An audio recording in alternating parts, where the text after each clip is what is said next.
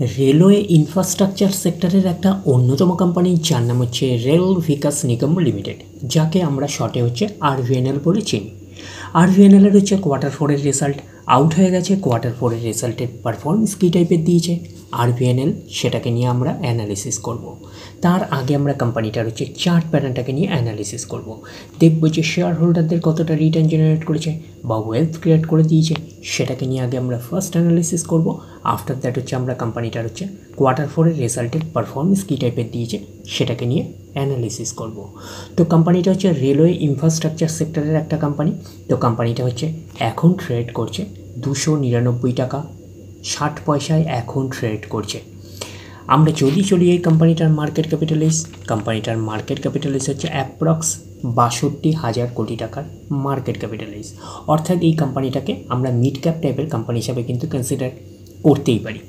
এবং কোম্পানিটার আমরা যদি একদিনের পারফরমেন্স দেখি, একদিনে হচ্ছে 7%-এর মতন পজিটিভ রিটার্ন জেনারেট করেছে। একদিনে 5 দিনের পারফরমেন্স করেছে 16%-এর মতন পজিটিভ রিটার্ন জেনারেট করেছে 5 দিনে। এক মাসে কীরকম পারফরমেন্স করেছে 16%-এর মতন পজিটিভ রিটার্ন জেনারেট করেছে এক মাসে। আমরা যদি চলে যাই 6 মাসে হচ্ছে পারফরমেন্স করেছে 82%-এর মতন পজিটিভ রিটার্ন জেনারেট করেছে 6 মাসে। 1 জানুয়ারি থেকে পারফরমেন্স করেছে 65%-এর মতন পজিটিভ রিটার্ন জেনারেট করেছে 1 জানুয়ারি থেকে। আমরা যদি চলে যাই এক বছরে, তো এক বছরে পারফরমেন্স করেছে 158%-এর মতন পজিটিভ রিটার্ন জেনারেট করেছে এক বছরে। তো ন্যাচারাল ব্যাপার, আমরা জানি যে শর্ট টার্মে সেভাবে ওয়েলথ ক্রিয়েট হয় না স্টক মার্কেট থেকে। যত লং খেলবেন স্টক মার্কেটে তত হচ্ছে ওয়েলথ ক্রিয়েট হয়। বাট এই কোম্পানিটা কিন্তু শর্ট টার্মে অর্থাৎ এক বছরে কিন্তু একটা ডিসেন্ট টাইপের পারফরমেন্স করেছে, হিউজ ওয়েলথ ক্রিয়েট করে দিয়েছে শেয়ার হোল্ডারদের, আমরা এইটুখানি বলতেই পারি। 100% মানে ইনভেস্টমেন্ট ডবল, তো ইনভেস্টমেন্টকে কিন্তু ডবলের অনেকটাই বেশি করে দিয়েছে এক বছরে অর্থাৎ শর্ট টার্মে। তো এখন দেখার বিষয় কোম্পানিটাকে লং টার্মে ভালো পারফরমেন্স করেছে, লং টার্মে কি শেয়ার হোল্ডারদের ওয়েলথ ক্রিয়েট করে দিয়েছে, সেটাই কিন্তু এখন আমাদের দেখার বিষয়। তাহলে আমরা চলে যাচ্ছি কোম্পানিটার 5 বছরের চার্ট প্যাটার্নে। 5 বছরে কীরকম পারফরমেন্স করেছে 1070%-এর মতন কিন্তু পজিটিভ রিটার্ন জেনারেট করেছে 5 বছরে।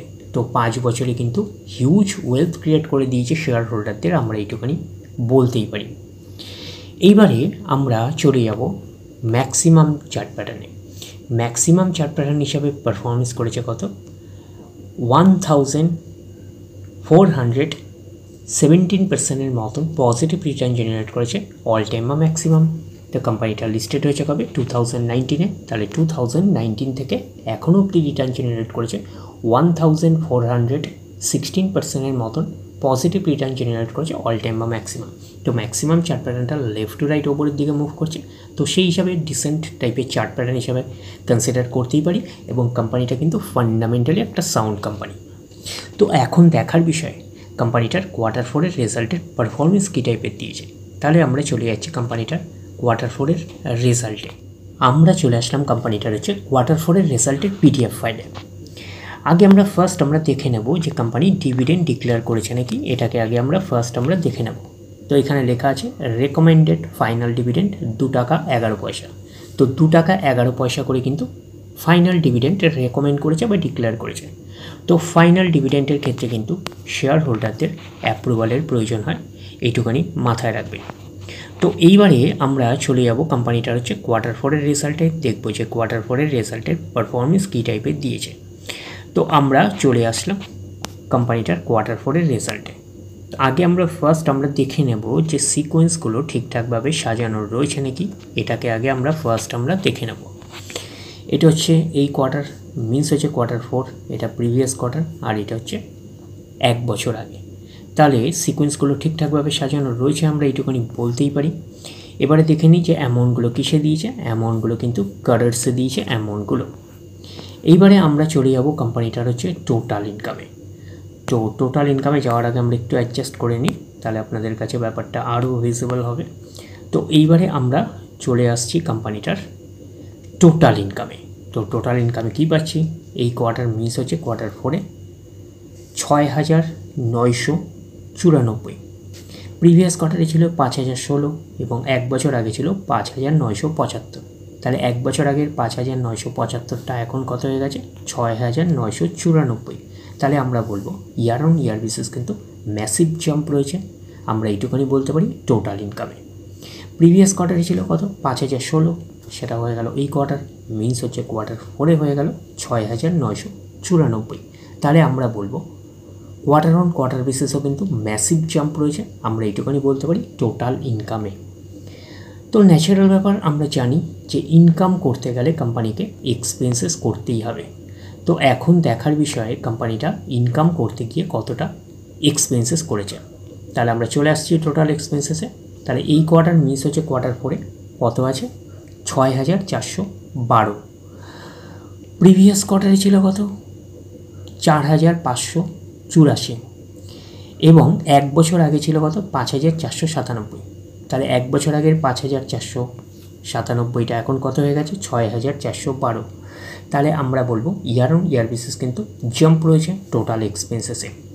প্রিভিয়াস কোয়ার্টারে ছিল কত 4,584, সেটা হয়ে গেল এই কোয়ার্টার, মিস হচ্ছে কোয়ার্টার 4-এ হয়ে গেল কত 6,412। তাহলে আমরা বলবো কোয়ার্টার অন কোয়ার্টার বেসিসেও কিন্তু জাম্প রয়েছে, আমরা এইটুখানি বলতে পারি টোটাল এক্সপেন্সেসে। তাহলে ওভারঅল আমাদের কাছে কি দাঁড়াচ্ছে, তাহলে ওভারঅল আমাদের যদি কনক্লুশনে দাঁড়াই তাহলে এক্সপেন্সেসে ইয়ার অন ইয়ার বেসিস এবং কোয়ার্টার অন কোয়ার্টার বেসিস দুটোতেই কিন্তু জাম্প রয়েছে, আমরা এইটুখানি বলতে পারি টোটাল এক্সপেন্সেসে। তো এইবারে আমরা বের করব কি, এইবারে আমরা বের করবো হচ্ছে অপারেটিং প্রফিট। কী করে বের করব, টোটাল ইনকাম থেকে টোটাল এক্সপেন্সেস আমরা বাদ দেবো, বাদ দিলে যেটা পড়ে থাকবে সেটা হচ্ছে অপারেটিং প্রফিট। টোটাল ইনকাম পেয়ে গেছি, টোটাল এক্সপেন্সেস পেয়ে গেছি, টোটাল ইনকাম থেকে টোটাল এক্সপেন্সেস বাদ দিলে পড়ে থাকছে অপারেটিং প্রফিট। তাহলে অপারেটিং প্রফিট কী আছে, এই কোয়ার্টার মিস হচ্ছে কোয়ার্টার 4-এ 581, প্রিভিয়াস কোয়ার্টারে ছিল 432, এবং 1 বছর আগে ছিল 478। তাহলে 1 বছর আগের 478টা এখন কত হয়ে গেছে 581। তাহলে আমরা বলবো ইয়ার অন ইয়ার বেসিস কিন্তু জাম্প রয়েছে, আমরা এইটুকুনি বলতে পারি অপারেটিং প্রফিটে। প্রিভিয়াস কোয়ার্টারে ছিল কত 432, সেটা হয়ে গেল এই কোয়ার্টার, মিস হচ্ছে কোয়ার্টার 4-এ হয়ে গেল 581। তাহলে আমরা বলবো কোয়ার্টার অন কোয়ার্টার বেসিসও কিন্তু জাম্প রয়েছে, আমরা এইটুকুনি বলতে পারি অপারেটিং প্রফিটে। তাহলে ওভারঅল কনক্লুশন দাঁড়ালো ইয়ার অন ইয়ার বেসিস এবং কোয়ার্টার অন কোয়ার্টার বেসিস দুটোতেই কিন্তু জাম্প রয়েছে অপারেটিং প্রফিটে। তো অপারেটিং প্রফিটটাই নিশ্চয়ই কোম্পানির মেন প্রফিট নয়। তারপরে কি করতে হবে, তারপরে বিভিন্ন অ্যাডজাস্টমেন্ট থাকলে সেগুলো প্লাস মাইনাস করতে হবে, গভর্নমেন্টকে ট্যাক্স পে করতে হবে, গভর্নমেন্টকে ট্যাক্স পে করার পরে কোম্পানির কাছে যেটা পড়ে থাকবে সেটা কোম্পানির ফাইনাল প্রফিট বা নেট প্রফিট হিসাবে আমরা কনসিডার করতে পারি। তাহলে নেট প্রফিট কী পাচ্ছি, এই কোয়ার্টার মিস হচ্ছে কোয়ার্টার 4-এ কত আছে 478, প্রিভিয়াস কোয়ার্টারে ছিল 358, এবং 1 বছর আগে ছিল 359। তাহলে 1 বছর আগের 359টা এখন কত হয়ে গেছে 478। তাহলে আমরা বলবো ইয়ার অন ইয়ার বেসিস কিন্তু জাম্প রয়েছে নেট প্রফিটে। প্রিভিয়াস কোয়ার্টারে ছিল কত 358, সেটা হয়ে গেল এই কোয়ার্টার, মিস হচ্ছে কোয়ার্টার 4-এ হয়ে গেল 478। তাহলে আমরা বলবো কোয়ার্টার অন কোয়ার্টার বেসিসও কিন্তু জাম্প রয়েছে নেট প্রফিটে। তাহলে ওভারঅল কনক্লুশন কী দাঁড়ালো নেট প্রফিটে, ওভারঅল কনক্লুশন দাঁড়ালো ইয়ার অন ইয়ার বেসিস এবং কোয়ার্টার অন কোয়ার্টার বেসিস দুটোতেই কিন্তু জাম্প রয়েছে নেট প্রফিটে। তো আমরা একবার চেক করে দেখে নিই যে এটা নেট প্রফিটের লাইনটা কিনা। তো হ্যাঁ, এটা নেট প্রফিটের আমরা দেখতে পেলাম। তো এইবারে আমরা চলে যাব কোম্পানিটার হচ্ছে ইপিএসে, অর্থাৎ আর্নিং পার শেয়ারে। তো আগে আমরা আমরা লাইনটা একটু চেক করে নিই, লাইনটা চেক করে নিলে তাহলে জিনিসটা ক্লিয়ার হয়ে যাবে।